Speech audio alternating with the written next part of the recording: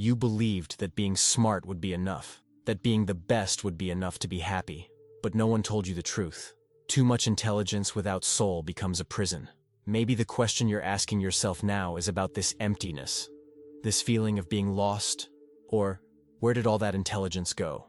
Know that this is nothing more than a scream, and those who ignore this scream spend their whole lives trying to fix something that was never broken. Feeling lost, even while being intelligent, is a sign that the old persona needs to be overcome. It's not a flaw, it's the beginning of true individuation, where the soul demands a more real life, and not just an idealized image. In this video, you'll understand why this crisis that scares you is actually the first proof that you are ready to truly be born, to leave the mask behind, and finally become whole.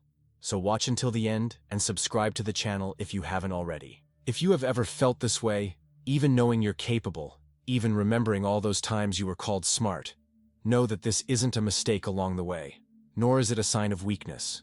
It's a much more common human experience than it seems. Many of us grew up hearing that we were special, that we had something extra, a brilliant mind, a sharp perception, an ease in understanding what seemed complicated to others. Every compliment came loaded with love, with hope, but also, without anyone meaning harm, came seeds of invisible expectations. Grow, become someone, prove what everyone saw in you. Time passed.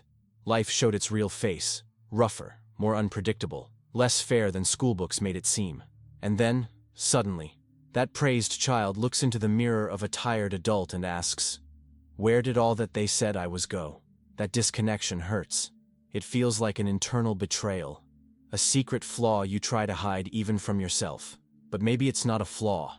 Maybe it's a calling, an invitation from the soul itself to go beyond the image created in childhood. Life pushes us to frontiers where the intelligence that once defined us is no longer enough, where the question shifts from, "What do I know?" to "Who am I?" Carl Jung said, "What you resist persists. What you accept transforms." Maybe the discomfort you feel now is exactly that. A part of you, denied for so long, knocking at the door, asking to be seen, to be welcomed. It's not a mistake to feel lost. Sometimes it's the only way to truly find yourself. When the easy paths disappear, when the old applause becomes a distant echo, what remains is the opportunity to build a life that is truly yours, and not just a response to old expectations. And to understand how we got here, we need to look back a little. To look with kindness at that child who, after being called smart so many times, started to believe they had to be perfect to deserve love. From a very young age, we learn that the world pays attention to certain parts of us and ignores others. To survive this invisible filter, we create masks. Some made of strength, others of kindness, others of intelligence. Small adaptations that at first seemed natural. Smiling to receive affection, succeeding to be recognized, shining to not be forgotten. If you grew up hearing that you were smart, quick, above average, it's likely that this image became an armor, a protection against the fear of not being good enough. Without realizing it, the child you once were started to put intelligence ahead of everything, like a badge, a pass for love, for the pride in the eyes of those around them. It was a brilliant adaptation, and it was the best you could do with the resources you had. No child has the full awareness to understand that the approval they received wasn't a lifelong identity contract. No child knows that by being praised only for one aspect, even if an incredible one, they are slowly being separated from the rest of themselves. It wasn't your fault. It was the best you could do at that time. Intelligence became a starting point, but also an illusory finish line. Little by little, instead of simply thinking and creating, you started measuring yourself. Everything had to confirm that initial idea. I am smart. And if something threatened that narrative, a mistake, a doubt, a failure, fear would arise, as if failing even once could invalidate everything you are. Carl Jung called these constructions the persona, the social masks we all wear to live in society. According to him, the persona is necessary. It allows us to interact, to belong, to create bonds. Without it, we would be too raw for the world. But the problem arises when we forget we are wearing a mask, when we confuse the function with the essence. The persona of the smart child is, at first, light, almost invisible, a natural impulse to show the best, to receive acceptance. But over time, if not seen with awareness, it solidifies. It turns from a choice into a prison. Intelligence stops being a tool and becomes a burden, something that must be constantly proven, with every challenge, with every external look. And the more we depend on that mask to feel valid, the more afraid we become of letting it fall. The more we distance ourselves from the parts of us that don't fit into that idealized portrait. Confusion, tiredness, doubt, mistakes. As if admitting that we are much more than just smart would betray those who believed in us. Maybe, without noticing, you started to measure your worth not by who you are, but by how well you can keep that constructed image alive. As if being seen as anything less would mean disappearing. As if making a mistake would mean being forgotten. But every persona, no matter how well built, one day must be overcome. Not because it's fake, but because it's incomplete. What lies beyond the mask is much greater, much more alive than what the persona tried to protect. And that's where a powerful transformation begins. When we accept that the smart child was an important chapter, but adulthood demands a different story. A broader, more truthful one. A story that doesn't start by proving anything to anyone. When we grow up surrounded by praise and expectations, ease becomes a standard. Something that's not just admired, but expected. Solving problems quickly, understanding effortlessly, getting it right on the first try. That initial sense of mastery is intoxicating, and without realizing it, it teaches us something dangerous. That difficulties are a sign of failure, not growth. What starts as a gift turns into an invisible trap, a golden prison, beautiful on the outside, suffocating on the inside. The world taught us to associate value with immediate performance. If it was easy before, it should always be easy. If it's not, something must be wrong. Few people notice the weight of that contract. Intelligence, which once seemed like a gift, becomes an elegant prison, a cell where making mistakes is unacceptable. Trying and failing is humiliating, and any sign of effort feels like weakness. And then, without warning, fear begins to seep in. First, we avoid unfamiliar ground. Then, we start choosing only what we already know we can do well. Finally, we stop trying altogether. I knew someone who fell into this trap in a brutal way. He was one of those brilliant students who always got the best grades, solving problems that seemed impossible to his classmates. Everyone expected him to go far, and he did, up to a point. In college, he faced tough subjects for the first time. It wasn't automatic anymore. It wasn't easy. And instead of seeking help or adjusting to the new pace of learning, he withdrew. He avoided challenges, changed majors, and eventually dropped out. Not because he lacked intelligence, but because he lacked the internal permission to be a beginner again. The problem was never making mistakes. The problem was what mistakes represented. The collapse of the identity that had sustained him for so long. This is the ego inflation Jung spoke about. Not an arrogant, boastful ego, but an ego too vulnerable to accept that difficulty doesn't diminish anyone. That failure is just another language of learning. When ease becomes the measuring stick, any effort feels humiliating, as if needing to learn were a personal disgrace. And so, instead of growing, we get stuck, trapped in the safe zone of what we already know, what we've already mastered, while the outside world, full of new possibilities, drifts further and further away. This prison isn't made of bars. It's made of invisible beliefs. And the pain doesn't just come from stagnation, but from the intuition that we're betraying something inside ourselves. Something that wanted more than to repeat old victories. Something that wanted to take risks, to discover, to reinvent itself. Acknowledging that pain is the first step out of the cell, because it shows that behind the mask of ease, there is still a living soul. A soul that doesn't just want to win, but wants to truly live. And it's at this point that we start to find something we've avoided for a long time. Vulnerability. Not as weakness, but as the key to a more authentic path. But if this intellectual armor protects us, what happens to everything we hide behind it? What did you leave behind to be the smart one? Somewhere along the way, we learned that showing weakness was dangerous, that failing was synonymous with being diminished, that making mistakes meant disappointing those who believed in us. And then, without even realizing it, we started hiding entire parts of ourselves. Not just from others, but from ourselves. Carl Jung called this set of rejections the shadow. Everything we judge as unworthy, everything that doesn't fit the image we want to show the world, gets pushed into the darkness of our consciousness. Fragility, shame, fear, confusion, they don't disappear. They just hide. But what's repressed doesn't die. It just waits. On the outside, we try to maintain the image. Smart, capable, always ready. On the inside, we carry a fear. The fear of being discovered, of someone seeing what we fought so hard to hide, of someone realizing that beneath the quick answers and brilliant results, there is also doubt, insecurity, exhaustion. The fear of making mistakes is actually the fear of being seen as ordinary, as someone who tries, fails, learns, and tries again, like everyone else. And for someone who was trained from an early age to be above average, that's a terrifying thought to admit. But the truth is that real greatness doesn't come from denying our shadow. It comes from acceptance, from recognizing that we are made of both light and darkness, strength and failure, certainty and confusion, that we are not less valuable for being human.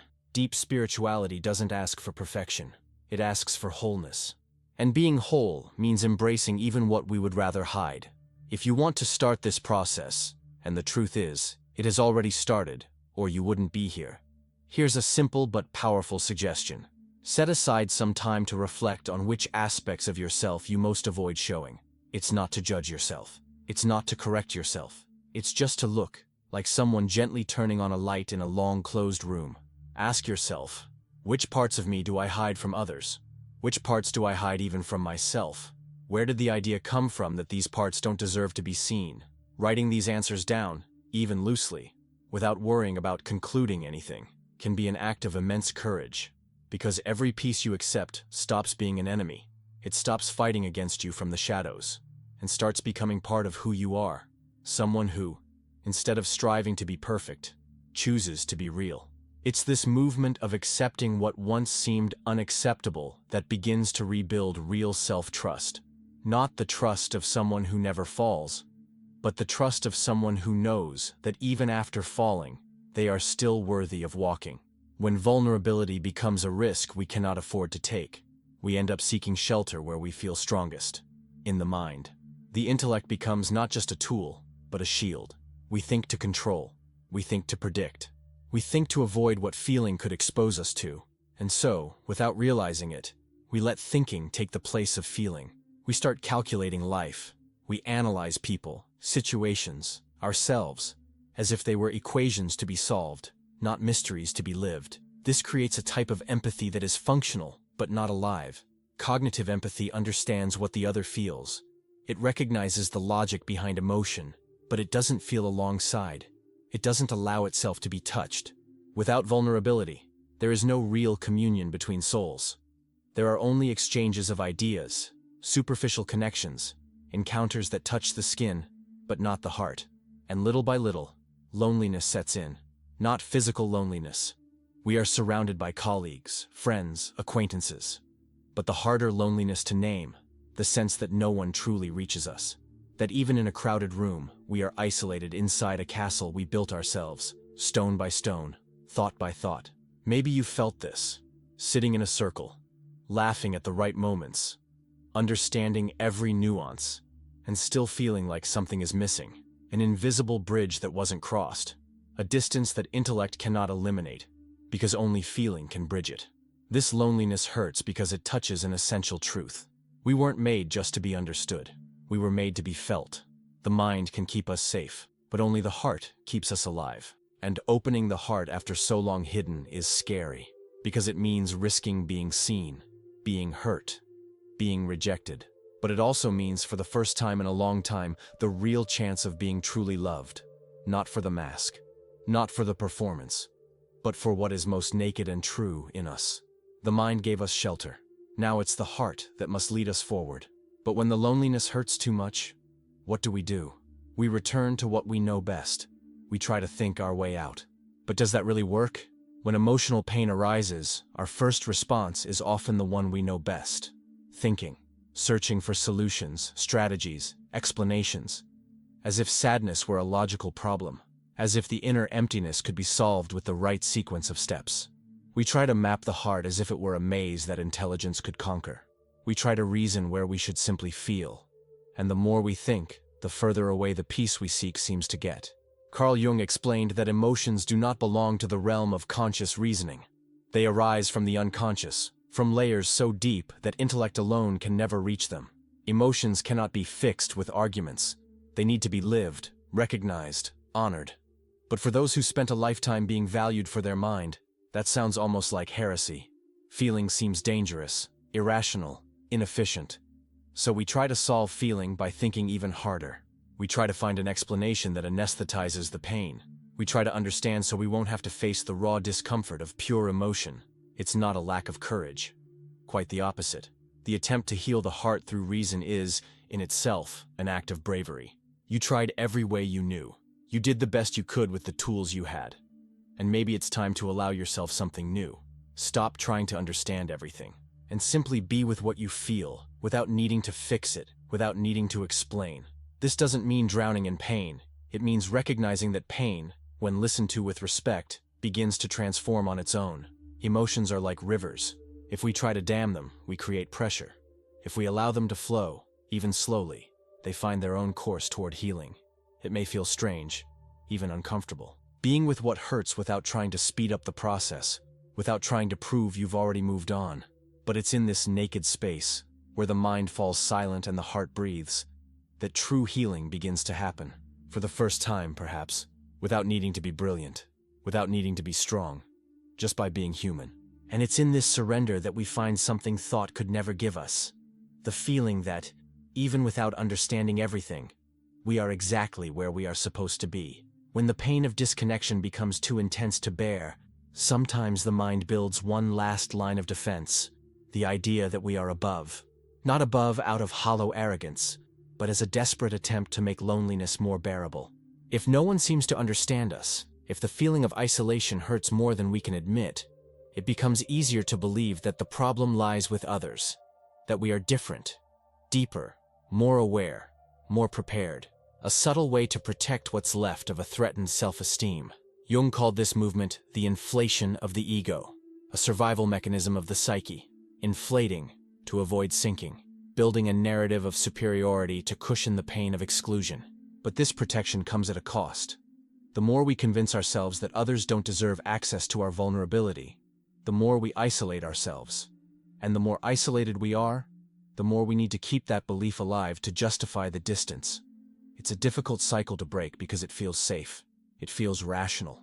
It even feels noble, maintaining high standards, not mingling with superficialities, protecting one's own integrity. But deep down, it's fear. Fear of being rejected. Fear of needing others and being disappointed again. True spirituality offers another direction. Humility. Not the forced humility that wears a mask of false modesty, but the living humility that recognizes that no one, no matter how intelligent, sensitive, or capable, is complete alone. Humility is not about making yourself smaller. It's about making space for others to be different without that threatening who you are. It's accepting that real connection requires imperfection, both ours and others. Maybe you remember moments when, sensing you might be judged or misunderstood, you chose to retreat. You chose to raise an inner wall. You rationalized the distance. They wouldn't understand anyway. Maybe you avoided asking for help, sharing a doubt, admitting a vulnerability. These decisions were legitimate attempts to protect yourself, but over time they built layers of separation that now weigh heavy. The good news is that just as those walls were built, they can be dismantled. Not with force, not with haste, but with small gestures of openness, admitting a doubt, sharing a fear, allowing someone to see, even just a glimpse, what you've guarded so carefully. Every act of humility is a bridge stretching toward real life, where no one is perfect, but everyone is needed. Being reborn to yourself is not like flipping a page. It doesn't happen in a sudden flash of enlightenment. It's a process of deconstruction and reconstruction, a journey that begins when we realize that what has defined us until now, intelligence, strength, performance, is no longer enough to sustain who we are becoming. Carl Jung called this path individuation, the process of integrating all parts of ourselves, the light and the shadow, to discover who we are beyond the persona. It's not about becoming someone new.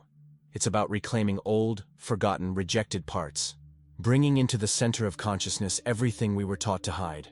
Vulnerability, fear, doubt, the desire to belong without needing to earn it.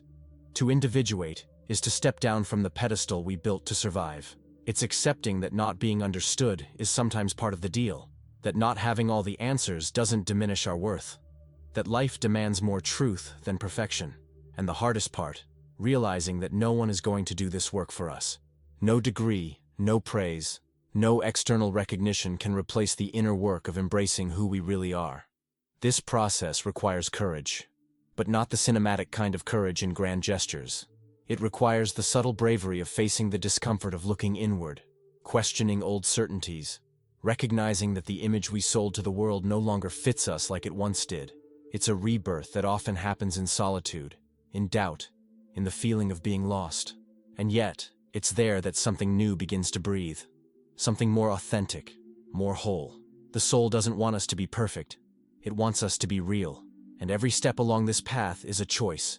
To keep defending the mask or to start, little by little, trusting in the strength of showing the naked face, with all the marks of time and experience. With each layer we remove from our constructed identity, we find an older one, waiting to be seen. It's a work of rescue, reclaiming the inner voice that was muffled by years of adaptation, by the search for approval, by the need to meet expectations. And along this process, doubt becomes a faithful companion.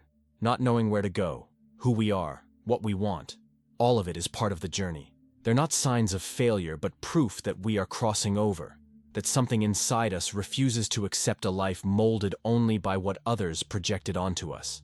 Often, when starting the individuation process, we miss solid ground. The old security, being the smart one, the competent one, the infallible one, begins to crumble. And before something new is built, there is an empty space. A silence where the old ego screams, tries to negotiate, tries to regain control. But it's in this emptiness that possibilities are born. It's in the moment when we no longer know who we are supposed to be that we can finally discover who we truly are. Individuation, then, is not a race. It's not a goal. It's a personal pilgrimage, a path walked more with the heart than with the feet. Every stumble, every uncertainty, every step back, all of it belongs. Nothing is wasted. Only those who allow themselves to lose the old can find what is true. One of the first steps to this rebirth is simple in theory, but challenging in practice. Doing new things and allowing yourself to fail, on purpose. Not as a punishment, but as liberation. Choosing something in which you are not an expert. Something that demands being a beginner again. Cooking a difficult recipe, learning an instrument, starting a new sport, speaking in public, whatever it is. The activity itself doesn't matter. What matters is the gesture. Telling yourself that you don't need to be perfect to exist, to belong, to be worthy. The mistake, which once seemed like a threat, now becomes a silent teacher. It teaches that you don't need to carry the weight of old expectations. It teaches that you can fall and still remain whole. Another essential move is accepting the deconstruction of the idealized image you built. That character who always knew, always got it right, always handled everything. It's not about destroying it with anger, but thanking it. It was necessary. It helped protect you for a long time. But now, it can rest. Letting go of this image doesn't mean becoming someone lesser. It means becoming more real, allowing yourself to be complex, contradictory, full of nuances, allowing yourself to be human. Individuation also calls for building new ways of connecting, not with masks, not to impress or protect yourself, but to share who you are. Even when that feels small, confusing, imperfect. Real connection doesn't happen in moments of victory. It happens in the sharing of doubts, fears, and fragile hopes. The vulnerability we fear so much is, in fact, the bridge that connects us to others. Opening up to new relationships, or deepening old ones under a more honest light, is a daily exercise in courage. It won't always be comfortable. It won't always be received the way we would like. But every genuine attempt is a silent affirmation. You are choosing to live with greater integrity. The path to individuation is long, sometimes slow. But with every step, you move closer to something no external achievement could ever offer. The deep feeling of being whole within your own skin. There are no visible awards on this path. The recognition is internal, intimate, invisible to the eyes. And that's precisely why it's so real. Reborn from your own shadow, you discover that starting over doesn't require dramatic breaks. You don't need to abandon everything or become a new person overnight. The rebuilding of the soul happens through small, almost imperceptible gestures, but together, they change the direction of your entire life. It's never too late to be born to yourself. This is a truth that challenges fear, guilt, and the feeling that you should have already made it. The soul doesn't have deadlines. It doesn't follow calendars. Every awakening happens exactly when it's supposed to. The secret lies in turning this intention into practice. Not through grand plans that quickly become burdens, but through small, consistent steps. Here's a simple suggestion. One weekly challenge to step out of your comfort zone. Choose something that gives you a slight flutter of nerves, not paralyzing fear, but a sense of expansion. It might be starting a difficult conversation, trying a new activity, allowing yourself to be a beginner at something, asking for help where you would usually try to solve it alone. The important thing isn't the size of the challenge. It's the internal movement of putting yourself in controlled risk, of proving to yourself that life happens in the space between comfort and falling, that making mistakes isn't just allowed, it's necessary. Over time, these small gestures gather strength. What once seemed impossible, being vulnerable, being imperfect, being real, becomes a natural part of who you are. And life, once gray under the weight of self-demand, starts to regain its colors. Deep spirituality recognizes that the beauty of life lies precisely in what is imperfect, incomplete, in transformation. Those who bloom aren't the ones who wait to be ready, but those who accept to blossom even while wounded, even while uncertain. The soul doesn't need an ideal version of you to express itself. It just needs a real, honest space where it can breathe. Every step outside the comfort zone is an affirmation. You are choosing to live, not just survive. You are choosing to find yourself, not hide. You are choosing to create a story that, even with all its stumbles, will be truly yours. Don't rush. Don't be afraid to start over as many times as necessary. Life always welcomes those who have the courage to walk even without guarantees. Your time is now, and every small step is already a transformation. You don't need to be the smartest in the room, nor the most prepared, the strongest, or the most impressive. You only need to be willing to be human. Life never demanded from you the perfection that weighed so heavily. It only wanted you to be present, whole, imperfect, real. Every mistake, every doubt, every stumble you feared so much was never a failure of your worth. It was simply life trying to teach you how to be complete. If today you feel like you carry invisible scars, know this: they are witnesses to your courage, to your willingness to try, to rise, to continue, even without guarantees. I've been through this too. I know what it's like to feel lost between the person others expected you to be and who you really are. I know what it's like to look in the mirror and search, deep down, for something that makes sense.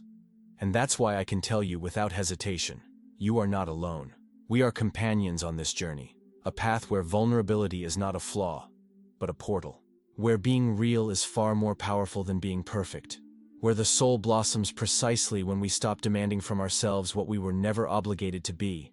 Allow yourself to be seen. Allow yourself to fail. Allow yourself to feel. Fulfillment is not found in reaching an idealized image. It's found in living each day with the honesty of someone who embraces their own story, without shame, without masks. The place where you have always belonged was never out there, in expectations, in applause. It was always within you, waiting for you to come home. If you stayed with me until now, I want to invite you to leave a comment below saying, "I choose to be real." That way, I'll know you made it to the end and that you're on this journey of reconnecting with yourself. And if this content touched you in any way, and you'd like to support the channel to go even further, consider clicking the thanks button below. Every financial contribution, no matter how small, makes a huge difference in helping this message reach more people. Thank you so much for walking this path with me. I'll see you in the next video.